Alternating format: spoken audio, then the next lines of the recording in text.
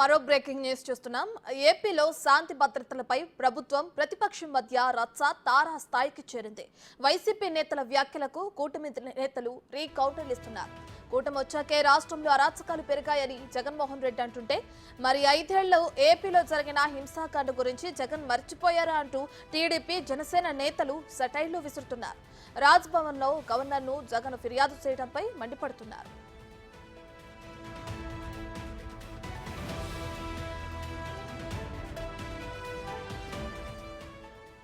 ఏపీలో రాష్ట్రపతి పాలన విధించాలన్న జగన్ వ్యాఖ్యలపై మంత్రులు, టీడీపీ నేతలు ఫైర్ అయ్యారు. 36 మంది హత్యకు గురయ్యారంటున్న జగన్ ఆ డేటా ఇవ్వాలన్నారు హోంమంత్రి అనిత. తప్పని తేలితే చర్యలు ఎందుకు తీసుకోకూడదో కూడా చెప్పాలన్నారు.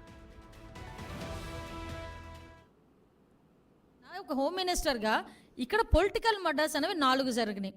మీకు ఇంకో విషయం చెప్పనండి, ఆ 4గిట్లో కూడా 3 టీడీపీ వాళ్ళే చచ్చిపోయారు. తెలుసా మీకు? అందులో ఒకడే వైసీపీ వాడు చనిపోయింది. నేను క్రైమ్ నెంబర్తో సైతం ఇస్తా. క్రైమ్ నెంబర్ 137/24, అది దుగ్గిరాల పిఎస్లో 4/6 జూన్ 4వ తారీఖున జరిగింది. చనిపోయింది కాసిం, చంపింది కమల్. వయసు నెంబర్ 92/24 వెల్దుర్తి 9వ తారీఖున జరిగింది. డిసీజ్డ్ టీడీపీ ఎం గిరినాథ్ చౌదరి, టీడీపీ అతను చనిపోయాడు. సూదేపల్లి రమేష్ ఇతరులు వైసీపీ వాళ్ళు ఎక్యూజ్డ్, అది కూడా political rivalry. Crime number 92/24 Putluru, అక్కడ మాత్రమే ఎరకయ్య అని ఒక వైసీపీ అతను చనిపోయాడు. అక్కడ నరసింహస్వామి అండ్ అదర్స్ టీడీపీ వాళ్ళు ఉన్నారు. Next 4th one 148/24 Rayadurgam PS 9th జరిగింది. ఇది గొల్ల ఆదికేశవులు టీడీపీ ఆయన్ని చంపేశారు. ఎవరు? వైసీపీ వాళ్ళు, కేశవరెడ్డి అండ్ అదర్స్.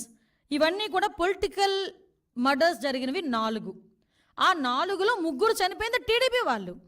ఈరోజు నువ్వు ఏ మొహం పెట్టుకుని 36 హత్యలు, పొలిటికల్ హత్యలు జరిగినాయని చెప్పి ప్రజలను భయభ్రాంతులు చేయడానికి సిద్ధపడుతున్నావు? ఈరోజు నేను జగన్ కు ఇంకా రాజకీయ పరిపక్వత రాలేదని కౌంటర్ వేశారు మంత్రి ఆనం.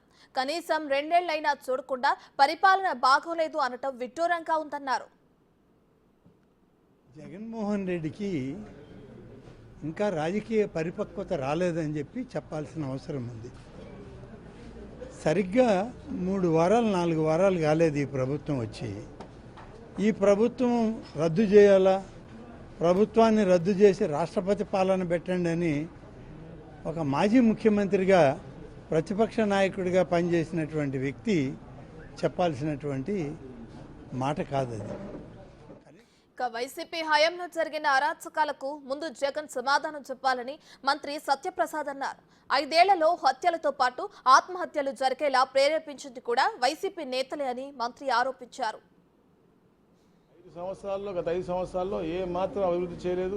సంక్షేమాన్ని బూటకం మాటలు చెప్పి కేవలం వాళ్ళ అనువాయాలు సంపాదించే దిశగా పరిపాలించారు తప్ప ఎక్కడ కూడా పబ్లిక్కి మంచి చేసింది లేదు. అందుకనే 151 నుంచి సీదా 11కి వెళ్ళిపోయాడు. అతను చేసినటువంటి అరాచక పరిపాలన మనం చూసాం. సలాం అనే వ్యక్తి యొక్క కుటుంబం ఆత్మహత్య స్టార్ట్ అయినటువంటి మాననకాండ వాళ్ళది. అంటే వాళ్ళు హత్యలకి వాళ్ళకే పేరు, ఆత్మహత్య చేసుకునే విధంగా చేసింది కూడా వాళ్ళే.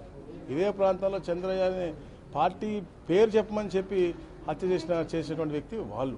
అలాగే ఫాతిమా అనే అమ్మాయి క్లాసులో టాపర్ వస్తుందని చెప్పేసి వైసీపీ నాయకులు ఒత్తిడి తెచ్చి ఆత్మహత్య చేసుకునే విధంగా, వాళ్ళ పిల్లలు రావాలని వచ్చే విధంగా చేసేటువంటి పరిస్థితి మనం చూసాం గతంలో.